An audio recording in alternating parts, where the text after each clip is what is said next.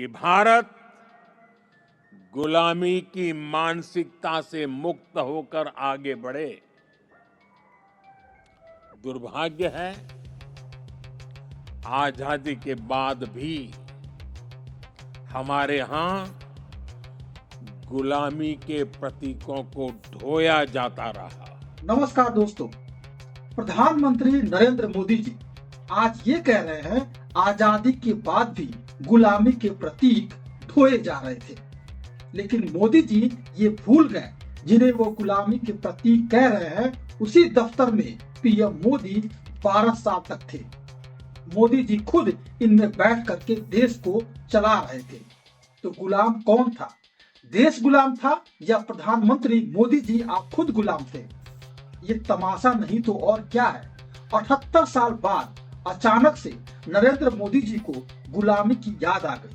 दरअसल हुआ यूं कि पीएम मोदी जी ने दिल्ली में नए दफ्तर का उद्घाटन किया, जिसका नाम दिया सेवा तीर्थ। नरेंद्र मोदी ने पुरानी इमारतें, साउथ ब्लॉक और नॉर्थ ब्लॉक जैसी इमारतें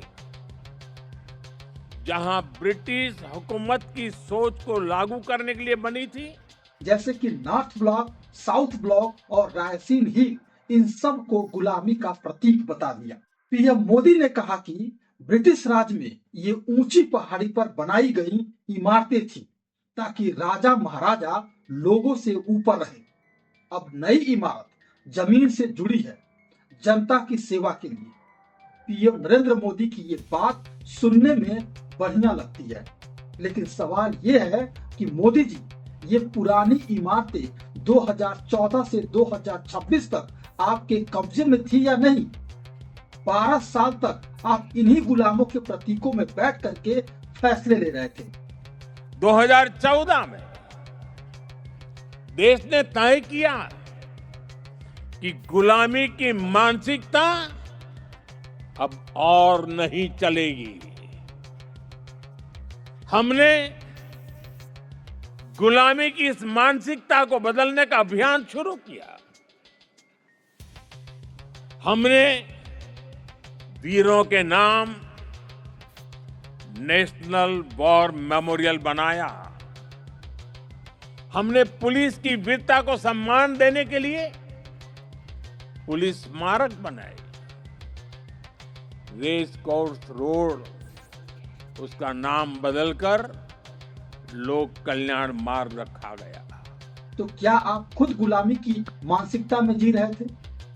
मोदी जी ने कहा कि 2014 में हमने गुलामी की मानसिकता बदलने का अभियान शुरू किया, वॉर मेमोरियल बनाया, पुलिस स्मारक बनाया, राजपथ का नाम बदल करके कर्तव्य पथ कर दिया। तो भाई 12 साल में ये सब किया, लेकिन असली दफ्तर क्यों नहीं बदला? क्या 12 साल इंतजार करना पड़ा? क्या देश के 140 करोड़ लोग इतने बेवकूफ हैं कि सिर्फ नाम बदलने से खुश हो जाएंगे? ये नया सेवा तीर्थ बनाने में 1189 करोड़ रुपए खर्च कर दिए। आपने बिल्कुल सही सुना, 1189 करोड़ रुपए।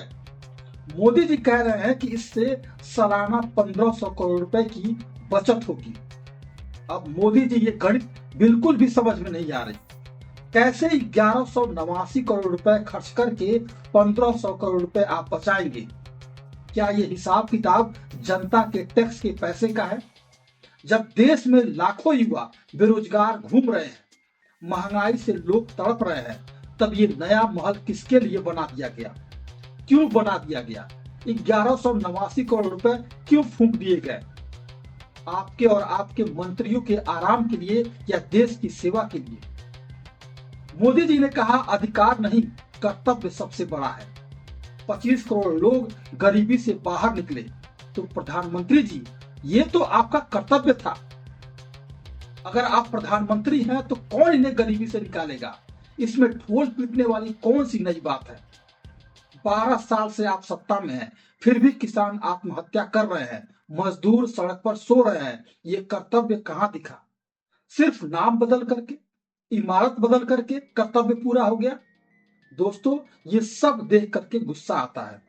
हमारे देश ने अंग्रेजों से लोहा लिया, बलिदान दिए, भगत सिंह, चंद्रशेखर आजाद, रानी लक्ष्मीबाई, इनके सपने थे असली आजादी के। और आज एक नेता 12 साल तक गुलामी के प्रतीकों में बैठता है, फिर कहता है हमने बदल दिया सब कुछ। ये गर्व की बात नहीं, ये शर्म की बात है। हम गर्व करते हैं अपने देश पर, लेकिन ऐसे नेताओं पर शर्म आनी चाहिए जो केवल धरोहरों को मिटा रहा है और उसकी जगह पर देश का पैसा युवाओं को नौकरी देने की जगह नई नई इमारतें बना करके फूंक रहा है।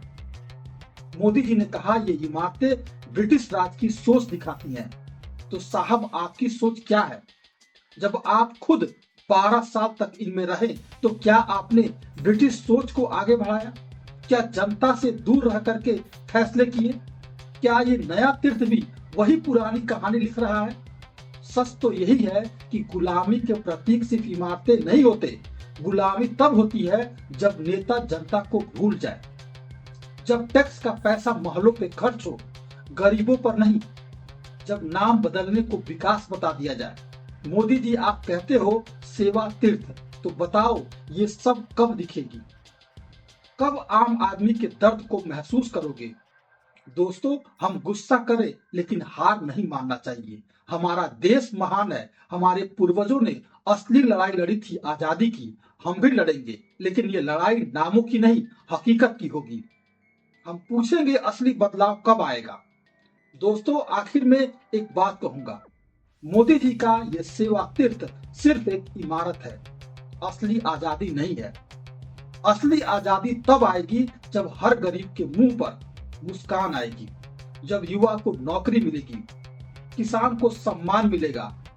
ये गुलामी के प्रतीक ढोने वाले लोग अब नहीं चलेंगे। हम सबको जागना होगा। गुस्सा दिखाओ, आक्रोश दिखाओ, लेकिन गर्व भी रखो अपने देश पर, अपनी ताकत पर। मोदी जी से सवाल पूछो, 12 साल गुलामी ढोने के बाद अब सेवा क्यों याद आई? देश अब जाग चुका है। हम असली स्वतंत्रता चाहते हैं, सिर्फ नाम नहीं। जय हिंद, जय भारत।